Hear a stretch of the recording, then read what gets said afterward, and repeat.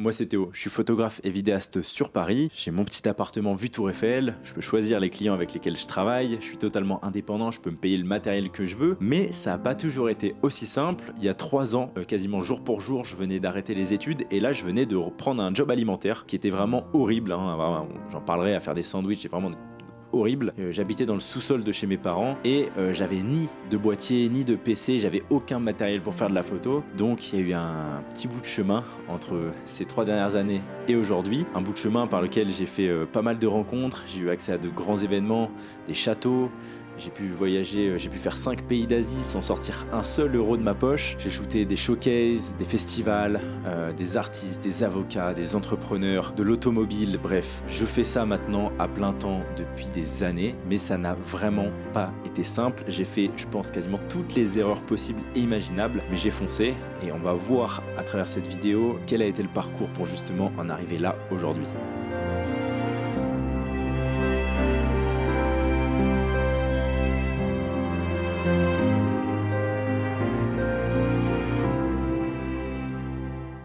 Donc tout commence en 2022. Je viens d'avoir le bac, je suis trop content. Je suis en liste d'attente sur l'école de mes rêves. Voilà, je suis à quelques places, je devrais être pris dans l'été. Je partais pour faire des études dans l'audiovisuel pour aller travailler à la télévision. Donc je suis accepté durant l'été. Je commence ces études dont je rêvais depuis que j'étais en 4e ou en 3e. Enfin vraiment depuis le collège, je voulais faire ces études. Au début super bien, le premier mois, voilà, on voit un petit peu ce qu'on va faire, etc. Enfin, au début c'est vraiment cool, septembre, octobre, et au fur et à mesure que les mois passent, en fait je me rends compte de plus en plus que il y a très peu de liberté parce que c'est un milieu comme dans beaucoup de milieux où tu travailles pour quelqu'un. T'es un pion sur l'échiquier, voilà, on te dit tu fais ci, tu fais ça, machin, et je ressens d'avance le manque de liberté que je vais avoir plus tard. Je ressens que je ne vais pas pouvoir m'exprimer, je ne vais pas pouvoir agir comme je le veux, je ne vais pas pouvoir être libre géographiquement, c'est-à-dire je vais devoir être attelé à un point précis. Et en fait, ça commence à me... Je suis plus du tout hypé. En fait, j'ai plus envie de faire d'études. Et donc en fait, on arrive en janvier 2023, on va dire 4 mois et demi après la rentrée, où je dois dire à mes parents que j'ai envie d'arrêter les cours. Et c'est un peu délicat, je ne sais pas si vous avez vécu ce moment, mais c'est un peu spécial. Donc je dis à mes parents, voilà, ils voient de toute façon que ça ne va plus aussi bien qu'au début, que je suis moins hypé, que j'en parle pas forcément avec le sourire. Quand on me demande ce que je fais, je dis voilà, je fais des études en audiovisuel, mais ça va rarement plus loin. Et pendant cette période de début d'année de mes études, je commence à lancer des petits projets. Donc des chaînes sur TikTok, je commence à lancer une chaîne de cuisine, je commence à faire du mannequinat, je commence à me lancer dans des projets, ce qui me hype vraiment pour le coup, ce que j'aime beaucoup. Et je me suis dit, je commence à songer à arrêter, et puis je vais me lancer dans un projet. Je ne savais pas encore quoi à ce moment-là, je voulais juste un truc qui me rende indépendant, évidemment financièrement à l'aise, mais je ne savais pas quoi précisément. Et donc là, on arrive en mars 2023, je m'en souviens comme c'était hier, où je suis chez moi et je dis à mes parents, papa, maman, je pense que je veux arrêter les études. En fait, je ne pense pas, j'en suis sûr. Voilà, ça fait des mois que j'y pense, je ne sais pas trop comment vous le dire, etc. Donc là, évidemment, ma mère est très émotive, qui me le montre, hein, évidemment, qui s'effondre, qui me dit non, c'est pas possible, machin. Et donc au final, ça se fait, hein, je leur explique que c'est un choix réfléchi, que j'arrête pas les études pour rien faire, que j'ai des projets, que j'ai envie de faire quelque chose de moi-même. Et donc ça va très très vite. À partir de ce moment-là, j'arrête les études, je déménage, je fais mon déménagement, je rentre chez mes parents, ce qui a été très dur après avoir habité tout seul. Je rentre chez mes parents et là, j'ai besoin d'argent. J'ai quasiment 0 € de côté. Je dois avoir au grand maximum 500 €, mais je peux rien faire. Enfin, j'ai quasiment 0 de côté. Et donc je me dis, il faut que je trouve un travail et il faut que je gagne de l'argent parce que quoi que je fasse, soit je vais devoir acheter une formation, soit je vais devoir acheter du matériel, soit il faut que j'investisse. Donc c'est ce que je fais. Je trouve un travail dans la restauration où pas besoin forcément de grands diplômes ou quoi que ce soit. Je fais des sandwichs. Voilà, je fais des sandwichs toute la journée, ou alors je nettoie des locaux, ou enfin vraiment c'était horrible, c'était long, les journées étaient longues, t'as la boule au ventre, j'avais froid aux doigts, je ressemblais à rien, ça me déprimait, j'étais entouré de gens qui qui était très négatif, qui avait pas de projet, qui avait pas de vie intéressante, et ça m'a angoissé. Je me suis dit, j'ai arrêté les études que j'aimais pas trop pour faire un truc encore pire. Donc là, c'était sûr que j'allais pas faire 6 mois. Et donc j'ai fait 2 mois, vraiment le strict minimum. J'ai dû gagner à peu près 2500 € sur les 2 mois réunis. 2500 € parce que c'est pas très bien payé. Et j'ai tout juste assez pour m'acheter un MacBook et un MacBook Air 2022 et mon Sony A6400, mon premier boîtier. Donc j'achète ce boîtier, j'achète ce PC, je revends ma PS4, je revends mon PC, je revends toutes mes affaires, je revends des habits, je revends tout vraiment. J'ai envoyé je sais pas combien de colis Vinted, c'était impressionnant et ça m'a permis de m'acheter un petit peu de matériel. Une fois que j'ai ce matériel, donc on arrive en fin juin 2023, je commence à utiliser un petit peu ma caméra. Voilà, je commence à faire 2-3 photos, 2-3 vidéos. Je vois directement le potentiel, je me dis vas-y, je kiffe ça. Comme beaucoup de photographes, j'ai pas eu cette passion depuis que je suis tout petit.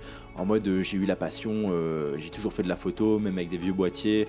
J'ai pas eu ça. Moi j'ai acheté directement mon boîtier, j'ai fait ok, j'ai fait 2-3 photos, j'ai fait c'est joli, je pense qu'il y a un business. Je pense que je peux vendre des photos. Alors comment les vendre, je savais pas encore, à qui les vendre, je savais pas non plus. Et en fait, il y a eu un été où je me souviens, en fait, mes potes sortaient, enfin tout le monde faisait la fête, voilà, l'été 2023 du coup. Et puis moi, j'étais chez moi, tout seul. Je travaillais, je faisais de la prospection, je lisais des livres et je construisais mes premiers petits portfolios. Et en fait, j'apprends pas forcément la photo, mais j'apprends plus le business. J'apprends comment vendre des photos, comment est-ce que je peux les vendre, pourquoi est-ce que des gens m'achèteraient des photos. Et j'essaie de comprendre tout ça et je fais quelque chose d'important. En fait, je travaille le côté business de l'activité, ce que beaucoup de photographes délaissent. Et donc, je travaille ce côté business. Évidemment, j'apprends aussi à shooter parce qu'il faut savoir délivrer les clients. Donc, je fais mes premières prestations gratuites pour des restaurants, pour des amis qui font des conférences, voilà. Je fais mes premières prestations parce que j'ai besoin de matières premières. Je fais mes premières prestations, j'ai un peu de matière, ça me fait un petit portfolio, tout ça. Je me construis un petit compte Instagram. Et voilà comment ça se lance. Et on arrive, je me souviens très très bien, en août 2023, donc à peu près 2 mois et demi après m'être lancé, où il y a un club que j'ai prospecté qui me répond et qui me dit « On est intéressé, on a bien aimé tes photos, est-ce que tu serais chaud pour faire un essai chez nous ce soir ?» Et là, les gars, je me souviendrai comme c'était hier. Évidemment, moi j'y vais. En plus, je me souviens, c'était une soirée mousse, c'était un peu le bordel. J'avais pas de housse pour le boîtier, et donc je pars faire cette première prestation. Et ça se passe bien, ça se passe super bien. Je shoot, c'est un peu compliqué, je monte un peu en ISO, mais ça se passe bien. J'utilise, je me souviens, le petit flash du Sony A6400, et j'arrive à sortir des photos. J'arrive à sortir des photos de club, alors que j'avais pas forcément d'exemple de photos de club, mais j'ai fait un essai. Et donc, j'attends 2 jours, très long, et je reçois un appel. Salut Théo, machin, bon bah écoute, les photos, on a kiffé. On a kiffé de fou, on a adoré, je leur ai envoyé 25-30 photos, un truc comme ça. C'est combien pour ces photos ? Et est-ce que tu serais disponible 2 à 3 fois par semaine? Et là les gars, en fait je pense qu'on peut même pas expliquer la sensation de se faire payer la première fois. Quelqu'un va me donner de l'argent pour un service que je lui ai rendu. C'est pas un patron qui me paye, c'est un client. C'était mon premier client. Et donc je vends cette première prestation 150 € pour la soirée, ce que je trouvais incroyable à l'époque, ce qui est d'ailleurs encore très raisonnable. Et donc je vends cette première prestation. Et assez vite après, je travaille avec un second club dans une autre ville. Donc c'est-à-dire que le mercredi, j'allais shooter dans ce club à côté de chez moi, ou le jeudi, j'allais shooter dans ce club à côté de chez moi. Le vendredi aussi, et le samedi, je prenais un train, j'allais à Tours, qui était à 1 heure de chez moi, et je faisais un autre shooting pour une boîte. Ce qui fait que ça me faisait 300, 400, 500 €, je gagnais mes premiers 2000 € par mois. Au mois de septembre, je générais déjà 2000 € par mois avec mon activité de photographe. Rapidement, on m'a aussi demandé de faire de la photo de showcase, donc j'ai pu prendre des artistes en photo. Et à ce moment-là, au mois de septembre, octobre, je commence à diversifier mes shootings. Donc là, je vais shooter avec des sportifs, je vais shooter avec des mannequins, avec des créateurs de contenu, avec plein de niches différentes. Et je commence à bien gagner ma vie. C'est-à-dire que là, on parle des mois 2006, 2007, alors que je fais de la photo depuis relativement 5 mois. Parce que j'ai compris pourquoi les gens achètent des photos, que ce soit en particulier ou en professionnel. Et donc, je gagne 2500 euros par mois en moyenne, avec évidemment le club qui représente une grosse base, plus 500-600 euros de shooting à côté. Et pendant cette période, je vais faire un move très intelligent qu'il faut toujours faire. Je continue de prospecter, même si je gagne de l'argent. Et un jour, je prospecte un créateur de contenu qui s'appelle Mr Dreamax. Mr Dreamax, je vois une story à lui à Poitiers, du coup la ville où j'habitais. Je dis pourquoi il est à Poitiers et tout ça. Moi, c'est un créateur que je suivais qui fait du développement personnel, ce qui m'a d'ailleurs aidé à me développer personnellement. Tout est dit dans le titre. Et donc je le vois, et puis je vois qu'il poste une story dans un restaurant à Poitiers. Je dis attends, pourquoi il est à Poitiers? Je le prospecte. Salut Mr Dreamax, nanana, j'ai vu que tu étais à Poitiers, tout ça. Est-ce que ça te dirait je t'offre un shooting photo, et en échange on peut discuter un petit peu du business, de ce genre de choses. Voilà, le shooting c'est pour moi, ça te fait des photos professionnelles pour ton Insta, pour tes posts, pour ton LinkedIn, et moi en échange, je discute un petit peu avec toi. Et Mr Dreamax est très tourné développement personnel, est très tourné vers le social, vers le fait de développer son réseau, etc. Il me dit ok, carrément, je suis chaud. Et donc là, les gars, Mr Dreamax, qui est un créateur qui a quasiment 3 millions d'abonnés, accepte de me rencontrer. C'est la première personne le premier vrai entrepreneur que je rencontre. Et là, je me prends une claque. Là, je me dis, ok, c'est possible, sur le long terme, et ça marche. Je me dis, ok, faut que je continue, ça m'a donné ce boost, et ça a été quelqu'un de très encourageant dans mon parcours. Donc là, ça se passe bien, on échange bien, il y a un bon feeling, et le lendemain, il m'invite à un dîner d'entrepreneurs qu'il organisait sur Poitiers. On est 5, 6, 10 entrepreneurs, on discute tous ensemble, et à un moment dans ce dîner, il y a Mr Dreamax qui dit à Karamo, qui est un autre entrepreneur que j'affectionne tout particulièrement, qui est maintenant un très bon ami. Entre Dreamax et Karamo, ils sont en train de dire « Ouais, machin, demain, le château, tout ça, entrepreneur, 50 personnes, blablabla, blablabla. » Et moi, sur un coup de tête au dîner, je dis « les gars, s'il y a besoin d'un photographe, moi je suis là. » Mr Dreamax qui me regarde et qui me dit « en vrai, pourquoi pas ? Je vais proposer à la personne qui organise, on va l'appeler le M, la personne qui organise cet événement au château. C'est un événement dans un château à Dijon qui regroupe 50 entrepreneurs de tous milieux différents. Et le lendemain, il y a Cyril qui me dit « Tiens, ça c'est le contact du M, il va venir te contacter, parle du truc, etc. » Le M me dit « Bon bah écoute Théo, normalement le tarif pour rentrer dans le château et avoir accès à l'événement c'est 900 €. » Et là les gars, je dis « Oui, 900 €, c'est bien, d'accord. Moi j'ai pas 900 € à mettre là-dedans. » Et il me dit « Bah écoute, tu peux y accéder gratuitement. Tu prends les photos et moi je t'offre la place. » Je dis « Ok. » Moi toujours dans cette démarche de gagnant-gagnant. Là je suis pas aujourd'hui, je maximise. Maintenant si on m'invite à un événement et que je shoot, c'est payant. L'entrée est évidemment incluse dedans. Mais là je faisais de la photo depuis 6 mois. Il faut se rappeler que je fais de la photo depuis 6 mois. Et donc je dis ok. Et en fait, pourquoi est-ce que je dis ok ? Parce que moi on me dit qu'il y a 40 entrepreneurs. Et forcément du coup j'y vais. Je fais l'événement, je les aide même à cadrer des vidéos, je les aide à faire le contenu, je les aide à cadrer l'événement. Je fais limite un petit peu partie du staff. Voilà, je suis dans l'événement, tout ça. L'événement se passe super bien, je connecte avec plein de monde. Ok. L'événement, hop, on passe un petit peu. Ok, ça s'est super bien passé. Quelques jours après, je rentre chez moi et je reçois un message du M qui me dit « Bon écoute Théo, j'ai bien aimé ton taf, les vidéos sont cool, les photos sont cool, c'est très sympa. J'ai quelque chose. Soit je te paye, ok, je te paye machin, je sais plus, il m'avait dit 1000 € ou un truc comme ça. Bon, je te paye une somme et on en reste là. Et on refera peut-être des événements dans le futur et c'est tout. Soit tu viens avec moi à Dubaï et on fait une vidéo YouTube et je paye tout. Je suis jamais sorti d'Europe. Je suis allé en Angleterre, en Italie, mais je suis jamais allé très loin. Et là il me dit tu viens avec moi à Dubaï, tu viens dans mon quotidien et tu filmes et je te prends l'avion, je te prends tout, c'est tout frais payé, logement, tout.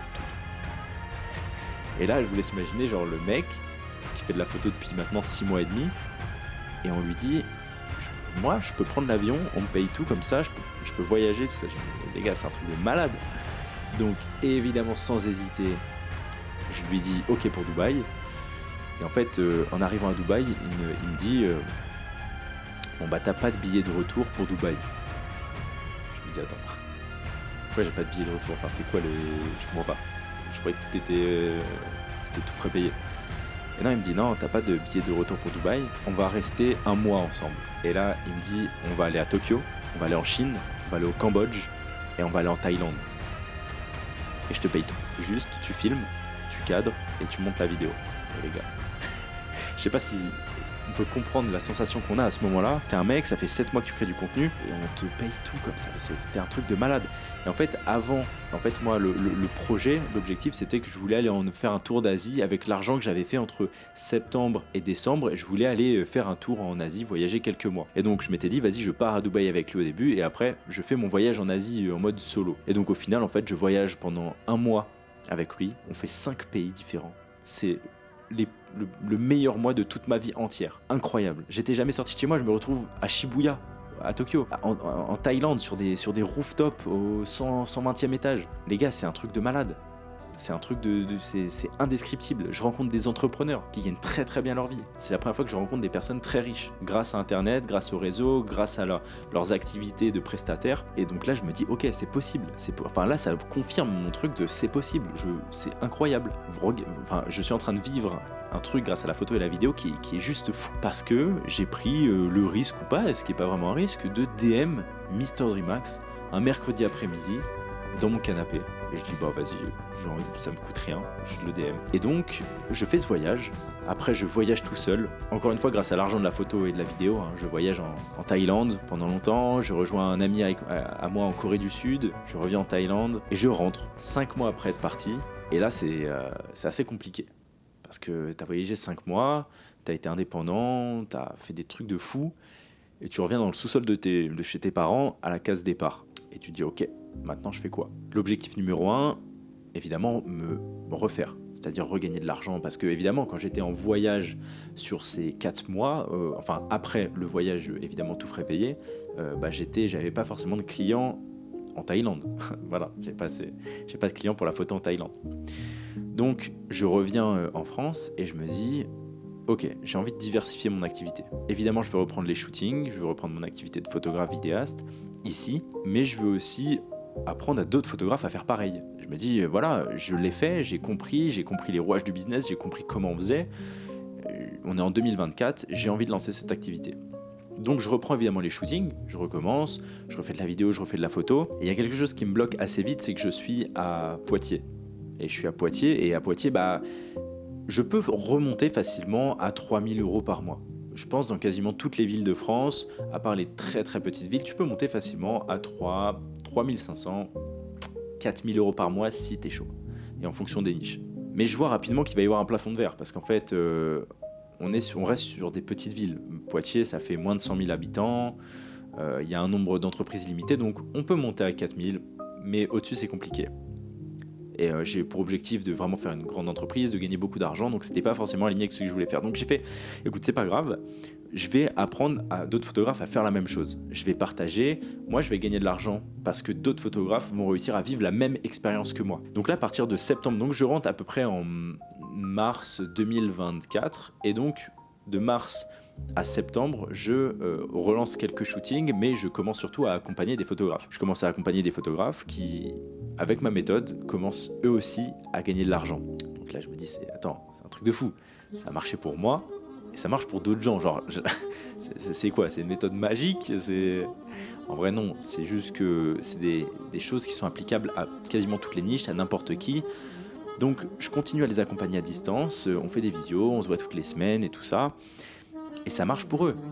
Donc moi, à ce moment-là, je repars en voyage, je côtoie à nouveau d'autres entrepreneurs, je continue à accompagner des photographes, je rentre de ce nouveau voyage en 2025, et là en 2025, je me dis bon ok, j'ai accompagné des photographes à faire la même chose durant l'hiver 2024 à 2025, je me dis là, il faut que je tape fort, il faut que je montre que c'est possible, dans une ville qu'on connaît pas, sans avoir de contact, sans avoir un grand matériel, sans avoir forcément de grosse audience. Il faut que je montre à tout le monde que tout ça, c'est possible.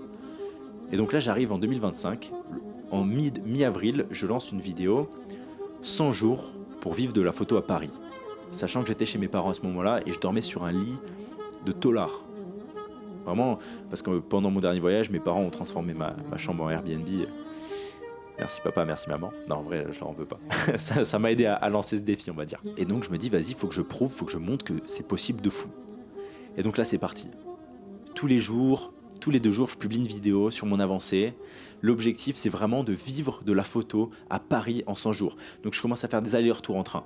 J'ai mon ami Mathis qui m'héberge un petit peu chez lui, qui me permet de rendre ce défi possible. Et là, je commence à prospecter à droite, prospecter à gauche. Je me prends des refus. C'est plus dur qu'à Poitiers. Il y a plus de concurrence, mais il y a aussi plus de clients. Donc là, on rentre vraiment dans une aventure. Ça devient palpitant. Moi, ça commence ça me rend fou. J'adore. J'essaye avec des clubs, c'est un peu compliqué. J'essaie dans différentes niches. Et je tente. Je suis là, je fais du porte-à-porte, à droite, à gauche, machin. Et donc, au final, on arrive à peu près en août 2025. À partir de fin août 2025, je fais mes premiers 2600 € en un seul mois. Donc, mai, juin, juillet. Et fin août, hop, donc à partir du 4e mois, je gagne 2600 € de chiffre d'affaires. Et là, on continue. Je me lance du coup en grande partie dans l'immobilier. Je fais évidemment à côté des showcases, je travaille avec des DJ. Et là, c'est parti. Septembre, 2600, 2500 au mois d'octobre, novembre, décembre, ça continue. Donc, toujours à peu près entre 2000 et 3000 € par mois. J'arrive à prendre mon appartement mi-octobre. Voilà, je prends mon appartement avec vue Tour Eiffel, l'appartement dans lequel je suis aujourd'hui. C'est bon, je suis indépendant. Et là, j'ai raté mon défi parce que j'ai mis 160 jours à vivre de la photo et à avoir mon appartement. Mais en réalité, j'ai mis qu'une centaine de jours pour aller chercher mes premiers 2500 € avec mes clients. Et donc 160 jours après m'être lancé, je suis passé du lit de tôlard au lit qui est juste derrière moi. En 160 jours.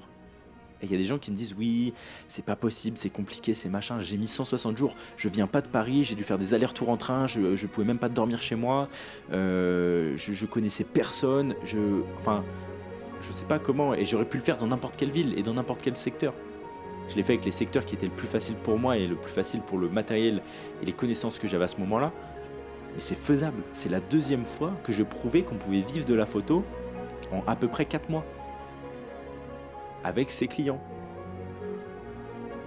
Il y a des gens qui vont dire c'est pas possible, c'est pas machin, je sais pas. Montre-moi comment tu travailles et on va voir pourquoi c'est pas possible. Parce que oui, c'est des mois qui étaient durs. Oui, c'était compliqué. Oui, tu te lèves le matin, tu te lèves à 7h, tu charbonnes, tu fais que ça. Oui, si tu as une activité à côté, c'est compliqué, c'est fatigant, tu arrives le soir, t'as pas envie de le faire, et tu le fais quand même.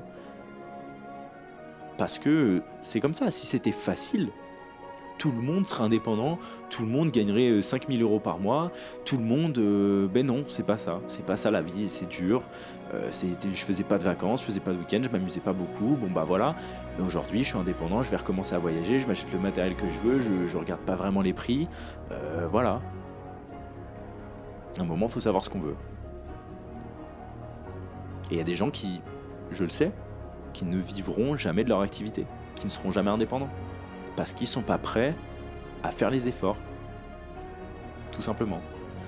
Donc, une fois que j'ai réussi à me stabiliser à Paris, voilà, j'ai fait évoluer mon setup, j'ai fait évoluer tout ça, j'ai embelli la situation, et aujourd'hui je me remets à accompagner des photographes et des vidéastes avec une méthode 2.0, mise à jour, si je puis dire, qui a fait ses preuves sur moi, sur des dizaines de photographes vidéastes.